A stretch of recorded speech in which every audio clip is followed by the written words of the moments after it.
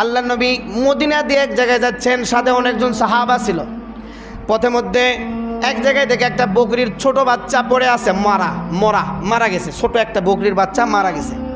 আবার সেই বকরির একটা খুদ আছে, সে খুদ হচ্ছে কান ছোট ছোট। বকরির কান কি একটা ছোট ছোট, এক তো মরে গেছে, দ্বিতীয়ত কান কি ছোট। তা আল্লাহ নবী ওই বকরির বাচ্চা, মরা বকরির বাচ্চার কাছে যা দাঁড়ালেন, দাঁড়ায় সাহাবাদেরকে জিজ্ঞেস করলেন, তোমাদের মধ্যে কে আছো যে এই বকরির বাচ্চাকে কিনে নিবা? সাহাবা একরাম বলে, ইয়া রাসূলুল্লাহ, এটা টেকা দে তো, এমনি দিল তো এটাকে কেউ নিবে না, এটা তো মারা গেছে।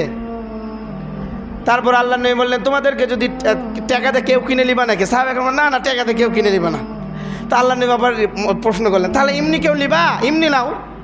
তো সাহাবা একরাম বললে, ইয়া রাসূলুল্লাহ, এমনিও তো কেউ নিবে না, এক তো এমনি তো মরা, দ্বিতীয়ত আবার কি খুদে, কান ছোট ছোট। বকরির কান যত বড় হবে তত ভালো লাগে না, এই জন্য মানুষ আমছাগল কিনে পালার জন্য। কি জন্যে? কান বড় বড় দেখতে কি লাগে, সুন্দর লাগে। কান যদি খুদে খুদে ছুট্টিয়ানি হয় মুরগির কানের মতো, তাহলে তো তার বকরি বলবো না, বিস্তৃত দেখা যাবে। তো সাহাবা একরাম বলে, ইয়া রাসূলুল্লাহ, এক তো মরা, দ্বিতীয়ত আবার কান ছোটকে কে কিনে নেবে? আল্লাহ নবী বলে, খোদার কসম, মনে রাখো আমার সাহাবী, তোমাদের কাছে বকরির এই মৃত বাচ্চা যেমন নিকৃষ্ট, আল্লাহ রাব্বুল আলামিনের কাছে দুনিয়া তার চেয়েও বেশি নিকৃষ্ট।